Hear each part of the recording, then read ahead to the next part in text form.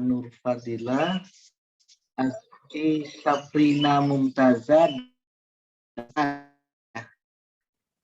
4 mahasiswa. Saya terdengar? Ya, betul, Pak. Iya, Pak, betul. Oke, pertama-tama tadi panjang lebar, saya hanya mensoroti intinya ya. Pertama, kita biar tidak salah paham, memang tafsir birro'yi ini salah satu sumber penafsiran. Sumber penafsiran sebelumnya kita belajar yaitu bil ma'thur, menafsirkan Quran dengan riwayat.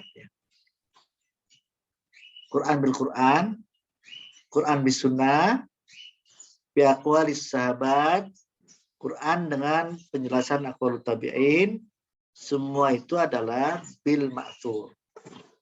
Nah, di luar itu, kalau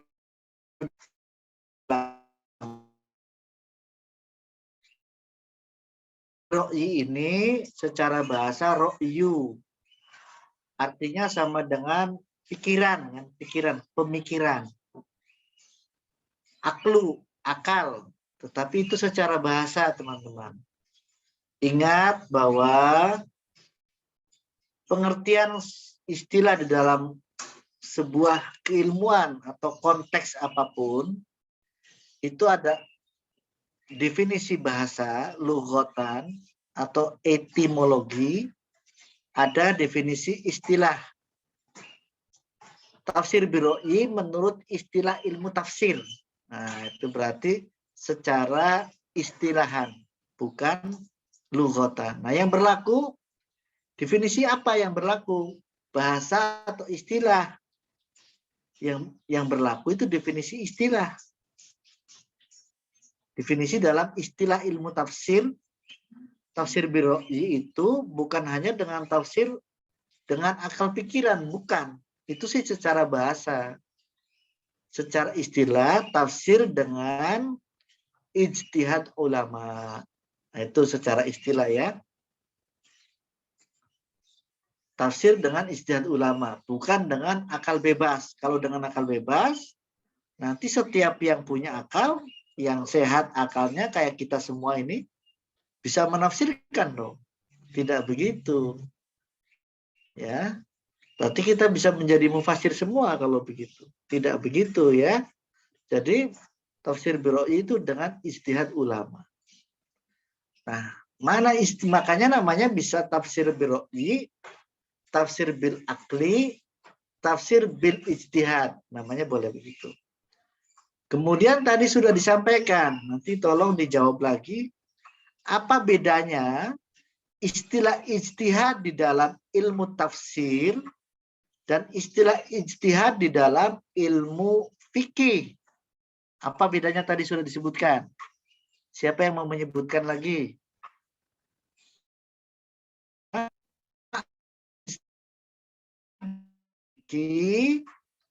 Dan makna ijtihad di dalam ilmu tafsir, apa bedanya?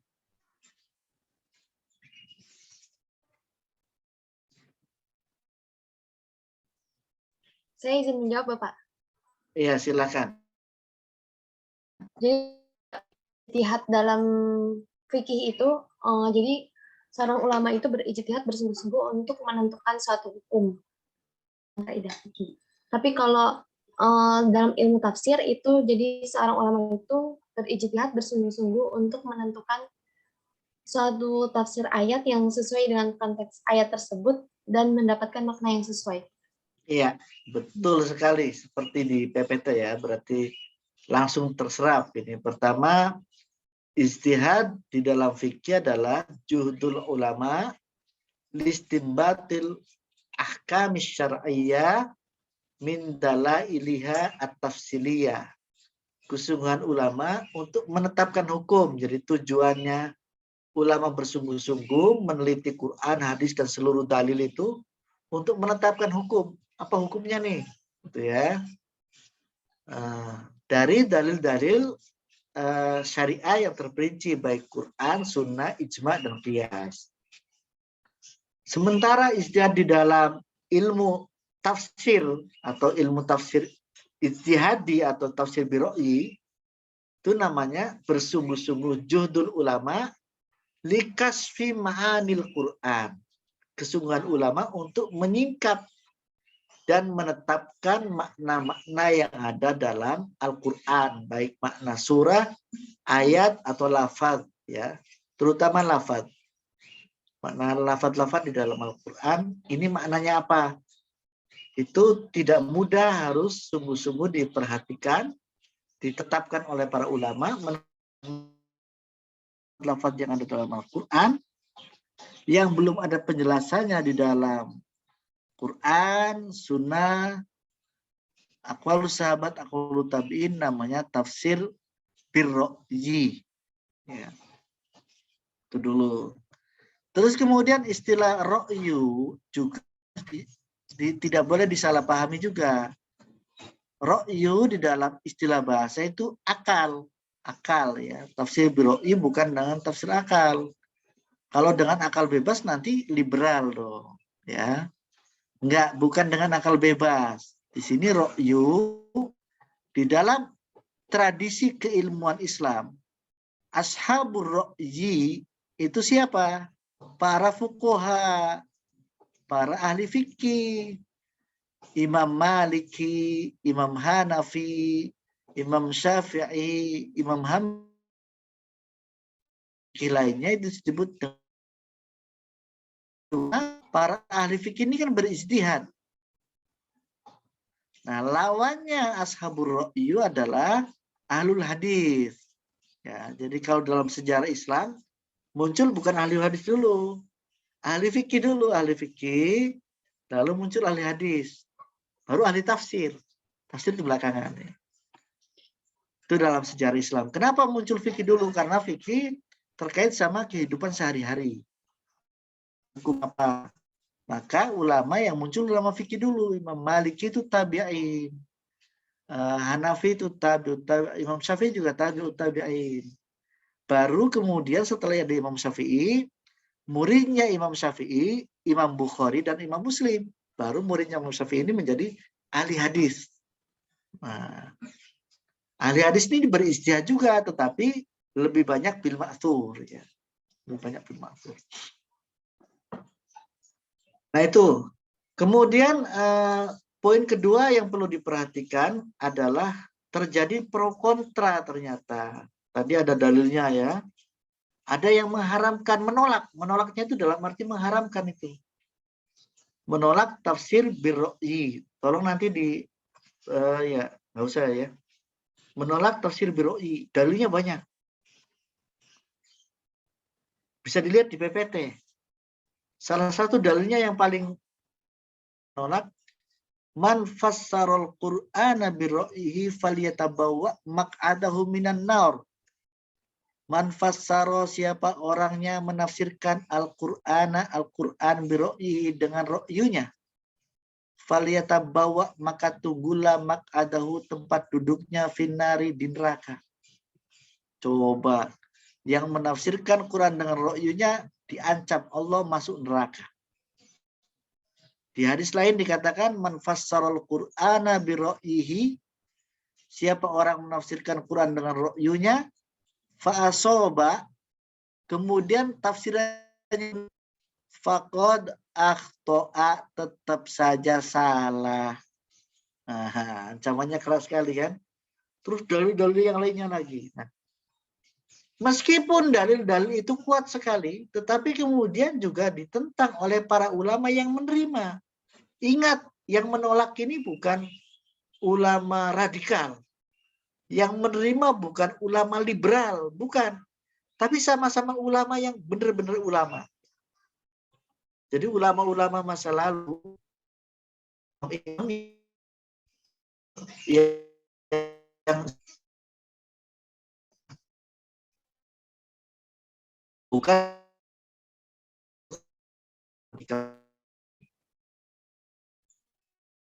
benar, yang jelasnya karena menjual berijtihad.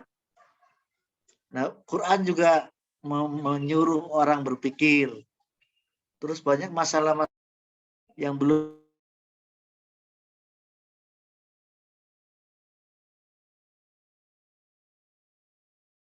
Nah, jadi argumen-argumen ulama-ulama yang menafsirkan dengan birro'i juga punya argumen yang kuat, dalil yang kuat. Sama-sama kuat. Kira-kira yang benar yang mana? Silakan dijawab dulu oleh kelompok 3. Nah, yang benar yang mana tuh? Sama-sama kuat berarti. Sama-sama dalilnya kuat. Yang benar yang mana? Yang kelompok yang menerima apa yang menolak? Bisa disampaikan dulu oleh satu orang kelompok 3. Dua-duanya benar, Pak. Oke, dua-duanya benar. Padahal saling bertentangan loh ya. Yang satu menerima, yang satu menolak. Dua-duanya benar. Boleh penjelasannya bagaimana?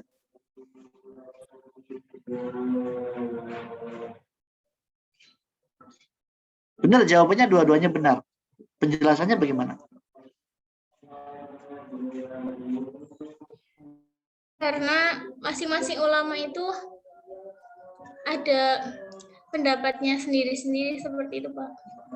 Ada dalil-dalilnya. Kalau ada dalil-dalilnya berarti pasti benar semua gitu.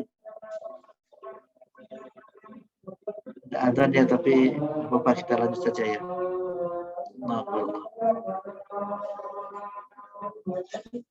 sebentar ya, kita dengarkan azan dulu. Keras sekali soalnya di sini. Paling nggak lama.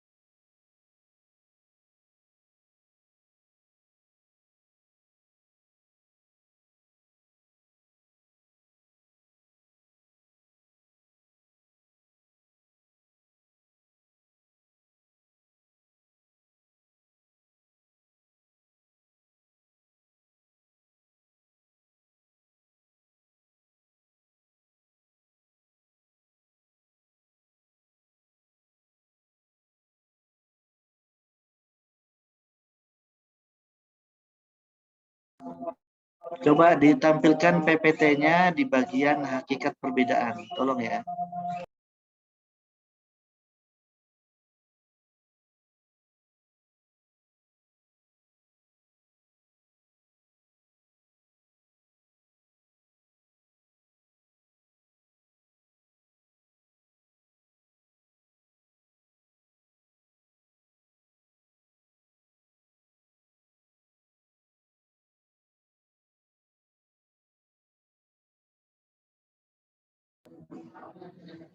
Nah, azan pertama sudah, kalau azan kedua masih semuanya dia.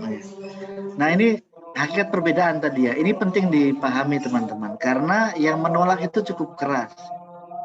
Menolak itu mengharamkan, yang melarang, yang membolehkan tuh boleh gitu ya. Sama dengan Anda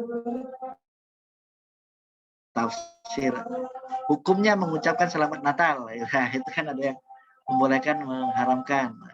Kalau mau bahas ya jangan sekarang tempatnya. Sekarang kita membahas boleh enggaknya tafsir biroi. Sebagian ulama menolak, sebagian ulama menerima. Hakikatnya apa? Tadi katanya boleh, benar dua-duanya karena dalilnya kuat. Sebetulnya yang pertama adalah sebetulnya tidak ada perbedaan di antara dua itu. Ingat bahwa yang menolak tafsir biroi itu sebetulnya yang ditolak apa? Yang ditolak adalah menafsirkan Quran dengan ro'yu, bebas, dengan pemikiran yang tanpa ilmu tadi. Menafsirkan dengan hawa nafsu. Kan gitu yang ditolak kan? Menafsirkan dengan hawa nafsu, dengan pikirannya sendiri. Itu menolak itu. Sementara yang menerima Jadi apa yang menolak itu? Berarti khawatir kalau tafsir biroi itu dibolehkan, maka nanti Quran ditafsirkan dengan semena-mena, dengan seenak-enaknya sendiri. Makanya nggak boleh dan ada dalilnya. Tapi kok ada yang menerima, Pak? Lah yang menerima sekarang lihat. Ya apakah yang menerima itu juga membolehkan menafsirkan Quran dengan sebebas-bebasnya? Tidak. Yang menerima itu sebenarnya maksudnya adalah menerima tafsir biroi yang itu pemikiran oleh orang-orang yang sudah memenuhi syarat-syarat di dalam menafsirkan. Berarti bukan sembarang orang. Berarti harus ulama yang sudah mampu menafsirkan baru boleh. Ini yang membolehkan. Jadi ada perbedaan? Tidak ada perbedaan. Baik yang menolak maupun yang menerima, itu sebetulnya sama-sama saling. Makanya tidak istilahnya ulafdi. Hanya perbedaan secara cara ngomongnya beda. Yang satu ngomong menolak. Karena khawatir akan dimanfaatkan dengan akal sebebas-bebasnya. Yang menerima pun sebetulnya bukan menerima bebas, tetapi menerima tafsir biroi yang dengan penafsiran dengan jihad ulama yang sudah. Jadi tidak ada perbedaan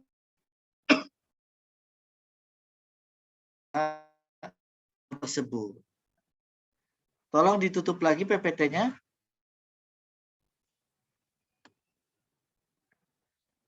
Saya mau menunjukkan video. Memang ada, bahkan diustadkan ya di medsos.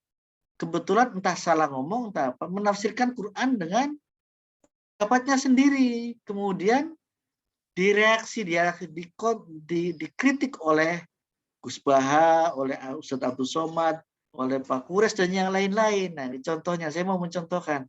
Bisa ya. Sebentar. Loh, kok nggak bisa ya?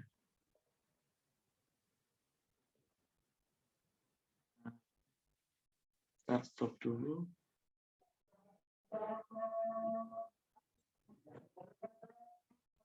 Oke,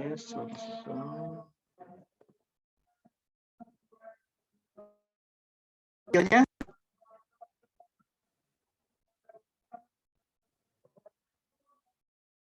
sudah kelihatan videonya? Sudah, Pak. Oke, saya putar ya. Ulama itu apa sih coba? Sebelum saya lanjut Gubernur, ulama itu apa? Tidak. Suaranya terdengar tidak? Terdengar, Pak. Dengar, Pak. Dengar, Pak. Oke, kalau suara videonya terdengar, saya ulangi. Nah, ini. Ulama itu apa sih coba? Sebelum saya lanjut Gubernur, ulama itu apa? Nah, itu nakliyahnya, akliyahnya, standar fikihnya. Ulama itu apa? Pewaris Nabi, orang yang ngerti ilmu agama lah intinya. Ya. Tapi ada satu ayat yang sangat tegas, nggak pakai bertele-tele, lugas tegas. Redaksi bahasanya tegas. Minan nasi wadawabi wal an'ami mukhtalifun alwanuhu kadzalik innama yakhsyallaha min ibadihil ulama innallaha azizun ghafur. Perhatikan kata Allah surat Fatir, buka ayat 2, kalau enggak 28 29, buka itu. Di antaranya manusia, jelas kan? Di antara manusia, di antara binatang, baik melata apapun jenisnya, siapa yang takut kepadaku maka dia ulama. Di antara manusia, di antara binatang, siapa yang takut kepadaku maka dia ulama. Fatir 29, buka. Kalau nggak 29, 28-nya, tapi insya Allah 29-nya. Berarti ulama menurut Allah adalah bisa ular, bisa ayam, bisa kambing, bisa manusia, yang penting takut kepada Allah. Bisa gunung, lau anzalna hadzal qur'ana ala jabalin la ra'aitahu khashi'an mutasaddian min khasyatillah. Kalau aku turunkan Al-Quran kepada gunung, niscaya kamu lihat gunung itu terpecah karena takutnya kepadaku. Gunung itu takut kepada Allah, maka dia ulama. Lurah kalau takut kepada Allah, maka dia ulama. Aman desanya. Pedagang kalau takut kepada Allah, maka dia ulama. Aman pelanggannya. Suami kalau takut kepada Allah, maka dia ulama. Aman rumah tangganya. Berarti antum punya potensi jadi ulama semua. Apa? Membawa kebaikan, keberkahan. Karena takut kepada Allah. Petani yang lagi ngasih penyuluhan di bidang pertanian di depan orang-orang petani, maka dia ulama di bidang pertanian. Apalagi insinyur teknik lagi memberikan mata kuliah tentang ilmu mesin misalkan, maka dia ulama di bidang mesin. Terus kalau ada orang misalkan berjenggot, jidatnya hitam, sorban, apal Quran, apal hadis, dia lagi di video lain juga menyampaikan, saya nggak usah sebut namanya ya, Anda tahu mungkin. Beliau juga menyampaikan bahwa Gus Nur, namanya Gus Nur ya, mau cari di YouTube, beliau menyampaikan bahwa buaya, bukan ibu dan ayah, buaya, krokodil, buaya mau memakan kerbau, nggak jadi. Karena takut pada Allah, maka buaya ini menjadi ulama. Pesannya sih bagus ya tadi ya, bahwa agar menyebarkan kebaikan. Tetapi bahwa ular, ayam, pohon, gunung bisa menjadi ulama, itu saya cek di berbagai kitab tafsir yang dulu-dulu itu nggak ada. Kitab tafsir yang sekarang juga nggak ada satupun kitab tafsir yang mengatakan seperti beliau tadi itu. Kemudian saya cek di YouTube, dapat reaksi nggak dari ustadz-ustadz lain? Betul saja. Gus Baha marah, Ustadz Abdul Somad marah, Ustadz Adi Hidayat marah, Buya Yahya marah, dan mengkritik pedas tafsiran Gus Nur mengenai bahwa ayam, ular, pohon, dan binatang itu bisa jadi ulama. Nah, ini namanya, mungkin inilah contoh dari menafsirkan Quran dengan bebasnya. Tanpa lihat dulu keilmuannya, asal lihat terjemahannya langsung dikait-kaitkan gitu. Mungkin begitu ya. Tadi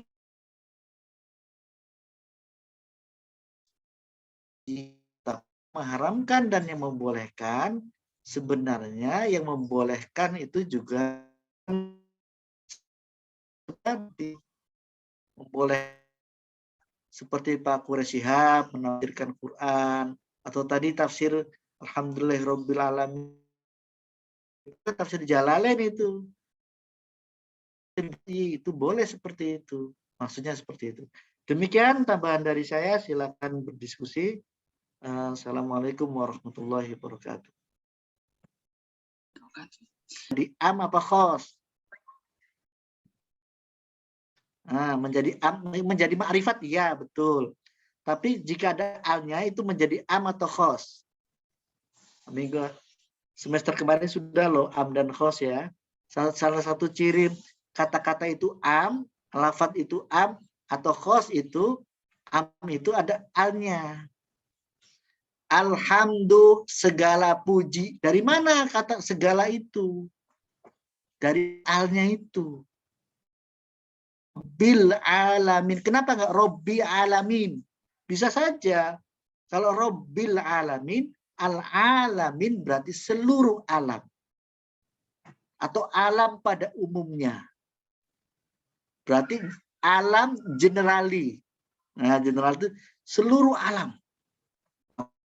Semua, maka menurut tafsir Jalalain tadi di PPT ada kan di bagian akhir tuh pakai bahasa Arab tadi diartikan ada alam jin, alam manusia, alam malaikat, alam akhirat, seluruhnya itu akan dipelihara oleh Allah.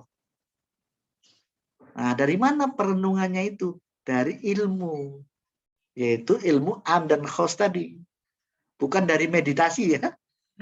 Bisa juga dari zikir, tapi itu tingkatan bukan manusia biasa. Nanti kita ke minggu depan tafsir isyari. Nah, itu tingkatannya para aulia, itu bisa merenungkan dengan dapat isyarah, dapat petunjuk ilham dari Allah. Oh, makna ayat ini seperti ini. Itu nanti di tafsir isyari. Nanti minggu depan. Kalau sekarang tadabburnya atau perenungannya atau pemikirannya itu dengan cara ilmu-ilmu yang digunakan untuk menafsirkan. Jadi bukan mikir sendiri alam ini apa ya, tapi ada ilmunya gitu ya. Berpikirnya tuh dikoridori oleh ilmu, baik ilmu bahasa Arab, ilmu hadis, ilmu tafsir, ilmu usul fikih dan lain-lain.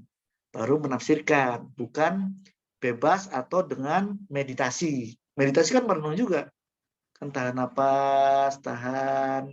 Saya juga pernah belajar dulu ya. Itu tenang gitu. Lalu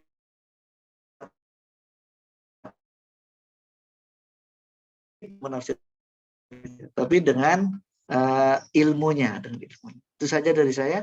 Pertanyaan lainnya yang satu belum dijawab.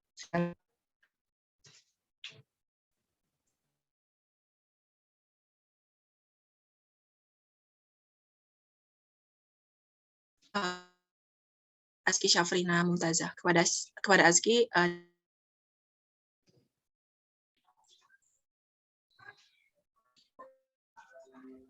Bismillahirrahmanirrahim. Saya izin menjawab pertanyaan dari Devi.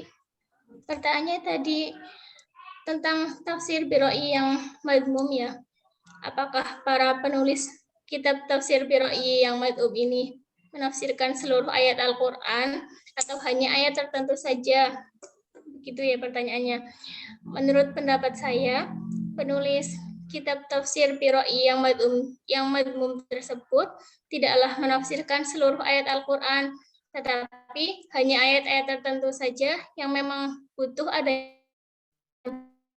Jika memang terdapat ayat yang butuh penafsiran, maka ulama-ulama di kalangan tersebut akan menafsirkan ayat tersebut berdasarkan dengan ijtihadnya, dengan berdasarkan aliran atau mazhab yang diikutinya.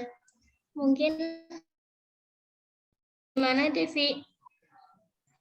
Bagaimana, Devi? Terima kasih banyak Azki atas jawabannya.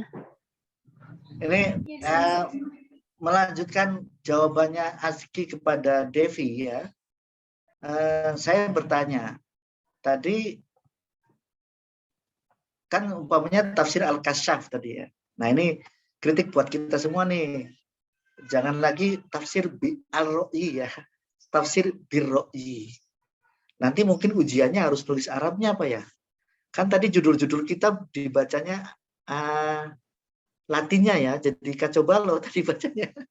Kalau Arabnya mungkin ada lebih tepat ya. Tadi An-Mato'in seperti tafsir Al-Kasyaf.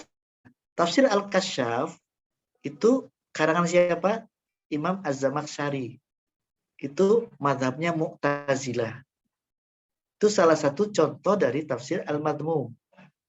Jadi itu menulis satu kitab tafsir. Tetapi betul kata Azki tadi, bukan seluruh Al-Kasyaf itu madmum, bukan. Contohnya tafsir Al-Kasyaf saja ya. Tafsir Al-Kasyaf ada di IKI, di perpustakaan IKI. Kalau Anda download dari internet juga ada. Tafsir Qadhi Abdul Jabbar juga Mu'tazilah.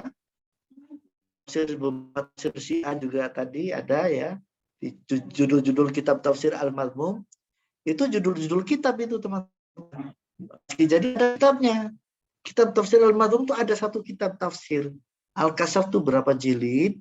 Cuma pertanyaannya, apakah seluruh Al-Kasyaf itu madmum?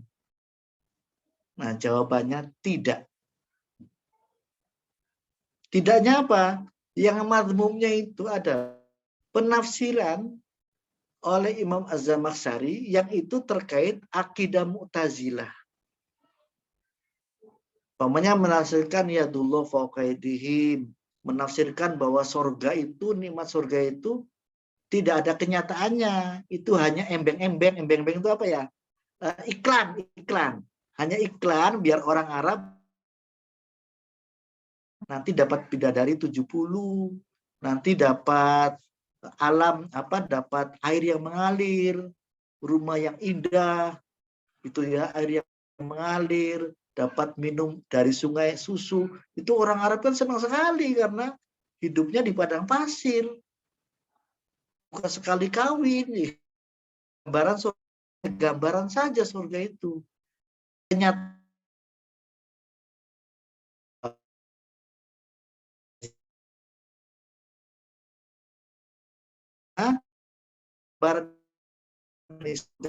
itu benar, tapi tidak sama dengan di sini.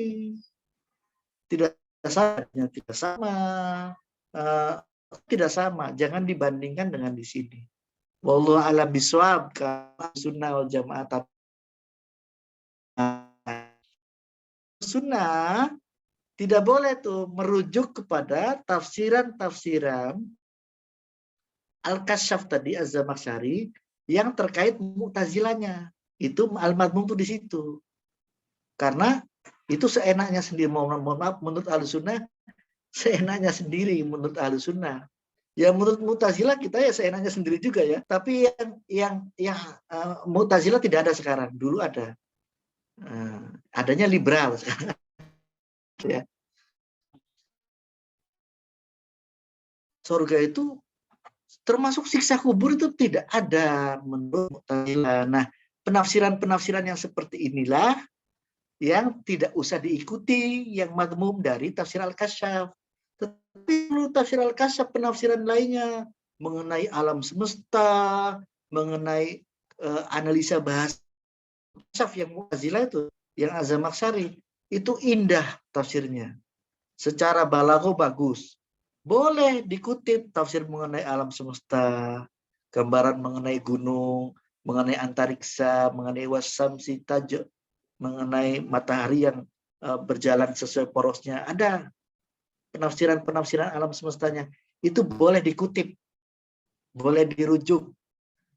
Jaiz, itu tetap mahmud. Yang madmumnya mana? Yang penafsiran-penafsiran yang menyimpang tadi. Begitu juga tafsiran Syiah. Kitab Syiah seperti Al-Mizan, karya Tabatabai yang banyak dikutip oleh Pak Quraisy Shihab. Pak Quraisy Shihab ini banyak mengutip tafsir Syiah sehingga dituduh sebagai Syiah. Lihat di YouTube, tuduhan kepada beliau banyak. Ya. Lalu beliau didatangkan di IKI, berapa kali seminar di IKI. Kita tanya, dosen nanya, mahasiswa pasca nanya, ada di YouTube. Kuliah umum Pak Quraisy Shihab di pasca IKI. Bisa Anda ikuti, dengarkan, ada pertanyaan tuh mengenai tafsir Syiah. Benarkah Pak Quraisy? Jawaban Pak Quraisy, benar, saya mengutip tafsir Syiah. Namanya tafsir Al-Mizan, karya Tabatabai. Tapi yang saya kutip itu bukan tentang akidah Syiahnya, tetapi yang dikutip tentang tafsir alam semesta. Boleh nggak? Boleh. Nah itu. Tapi kalau kita yang bukan siapa-siapa, kalau Pak Quraisy kan sudah hebat lah ya. Kita bukan siapa-siapa, Anda jadi bunyai umpamanya. Terus ngaji di pesantrennya tafsir Syiah, janganlah ya. Nanti Anda dituduh Syiah beneran. Ya walaupun enggak, saya tafsir ininya, jangan. Yang biasa saja, tafsir Jalalain atau Bari, Ibnu Katsir itu ya. Kalau Pak Quraisy sudah pernah jadi Menteri Agama, pernah jadi duta besar, pernah jadi rektor di Jakarta, orang hebat, jadi diisukan macam-macam juga tetap hebat. Kalau kita ini diisukan macam-macam, remuk kita ya. Nah, jadi itu tafsir madmum itu ada kitab tafsirnya, tapi yang madmum itu yang penafsiran-penafsiran yang menyimpangnya aja. Tidak seluruhnya, karena Tabatabai juga ulama yang menulis itu, tetapi Syiah. Az-Zamakhsyari juga ulama, tetapi Mu'tazilah. Jadi yang bagian-bagian yang menyimpangnya yang itu yang madmum. Tidak seluruh kitab itu madmum. Itu perlu dijelaskan. Demikian, waktunya masih ada atau habis?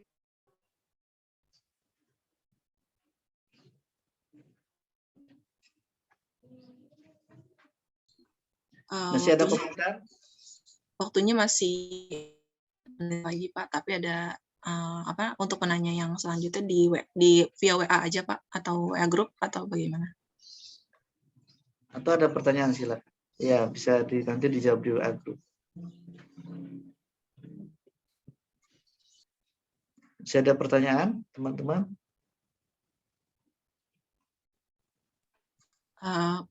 Kami buka satu termin lagi. Mungkin untuk satu orang penanya, adakah lagi yang ingin bertanya dari teman-teman sekalian?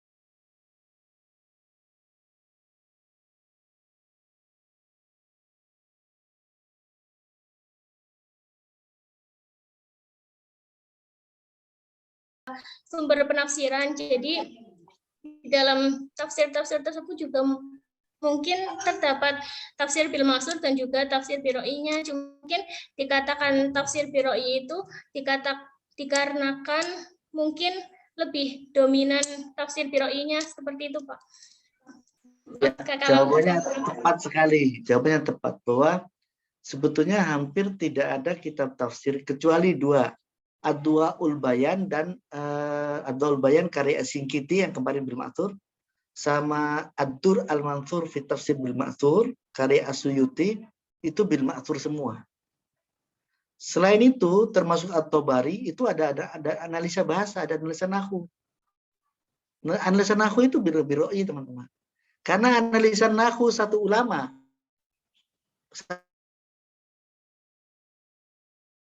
i'rab ya, dengan kadang-kadang berbeda. Ya, kadang-kadang berbeda, berarti kan ijtihad itu ya. Berarti biroi. Atau bari juga ada sedikit bahasanya.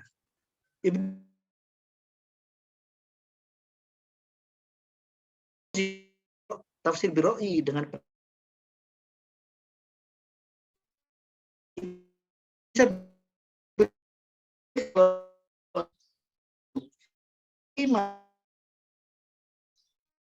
ini masalah pertama itu tafsir betul. Kenapa kan satu lain qiraat naf riwayat Qaulur qiraat riwayat Imam Hasim di lain wakirna. Oh, berarti makna wakorna itu dijelaskan oleh makna wakirna. Qiraat dijelaskan oleh qiraat. Itu di tafsir bil biroi namanya Ar-Razi, tafsir Mafatihul Ghaib. Fakhruddin Ar-Razi itu pakai qiraat dulu, pakai sebab nuzul dulu, pakai nasikh mansukh dulu. Itu jelas sekali tafsir bil ma'thur. Bil ma'thur dulu baru biroi. Hanya saja tafsir biroi-nya Fakhruddin Ar-Razi banyak sekali. Dia menjelaskan filsafat, ilmu alam, biologi, dan lain-lain. Jadi yang dimaksud dengan bil ma'thur sebetulnya adalah tetap ada ro'yunya, tetapi yang banyaknya, yang dominan ma'thurnya. Sementara yang disebut dengan kitab tafsir birro'yi, Sebetulnya juga ada ma'thurnya, tetapi yang dominan adalah ro'yunya. Nah itu ya. Saya pikir cukup, waktunya sudah habis.